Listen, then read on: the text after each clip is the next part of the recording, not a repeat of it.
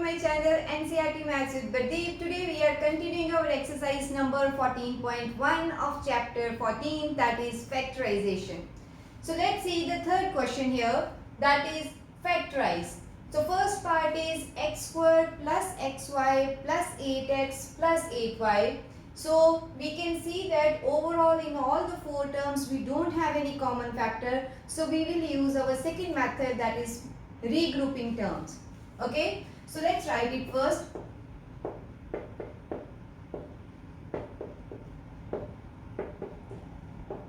So after this step, I can see that if I regroup these two terms, first two terms as one group and last two terms as second group. So what is common inside this? If we factorize them, this is x into x, this is x into y.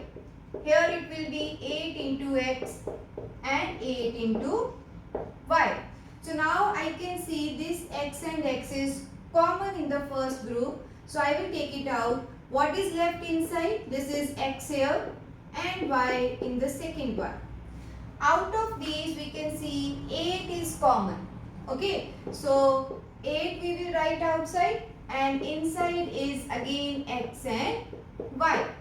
So now we can see that if we regroup them in such way, so this x plus y is a common factor in both groups. So we will take it out and write it in front, that is x plus y. So out of this I have taken. So what is left now is x. For this term also, this x plus y we have already taken. So this we will use here. Or in short, whatever common factor is there, that you should write outside, and what are the left parts of those terms, that we will write inside. Okay. So this is our first part. Now let's move on to the second one. Here again, common factor we cannot apply because no common term is there in all the four terms. So again we will use regrouping. So let's see here. So what I can do is, if I factorize it first, that is 3 into 5 into x into y. So this 6 can be written as 3 into 2 into x. 5 is prime number, so no further we can do, and this is also 2. So now see what happened. Before regrouping, you can just analyze the question. So this 3 and 3 can be taken out. Okay. This x and this x can also be taken out. So what will be left here? This 3 and x will go. So this is with 5 and y. See, we already have 5y in the third term. If I take this 3x from this also, what is left? That is 2. 2 also we are having. Okay.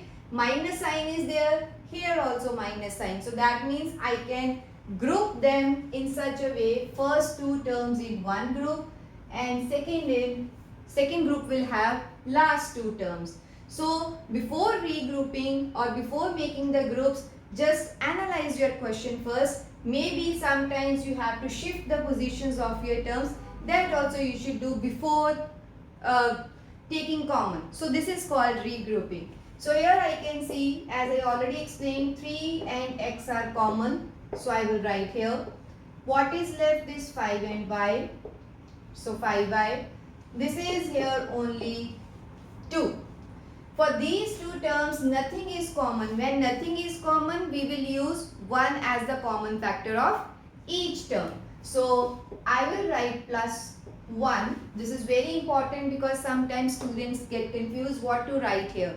So if you don't have any common factor, write 1.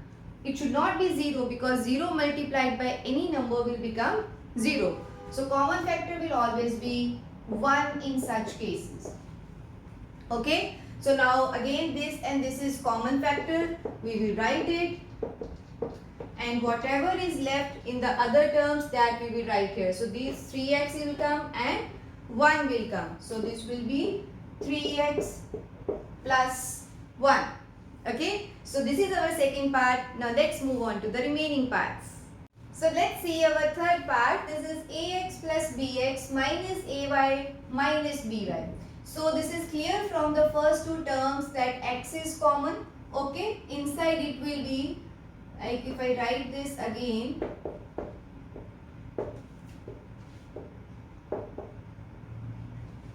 if I group these two terms and these two terms, what will happen is x is common. So see, x is common, inside it will be a plus b. But in this case, y is common, so minus is also common. Okay, so I will write minus y here. So what is left inside? This a will come here. Since we have taken minus outside, we will change the sign of each term. So this minus will become plus and b is left. So a plus b is again our common factor. So we will write it a plus b and this as x minus y. So this is our third part. Now let's move on to fourth part. Here see 15 pq plus 15, 9q plus 25p. So if I combine these two, we can see that 15 is common, but inside we have pq and here it will be 1. But if we take anything common from this, we see nothing is common. So we cannot regroup them first two and last two, because regrouping terms means that after regrouping we should have a common factor. But here if we groups the first two and last two, we don't have anything common, so we have to change the order. So let's see that first and third term be together. Okay, so if I write like this, 15pq and 9q. So here it will be 15, this second term, and fourth term. So now again we will check whether we will get common factor or not. See here 15 and 9. So this will come in the table of 3. Okay, let's factorize this. So 3 into 5 into p into q. 9 will be 3 into 3. 15 is 5 into 3 and 25 is 5 into 5 into p. So now first analyze. See, 3 is common. Okay, q is also common. If we take this 3 and q, we are left with 5p here.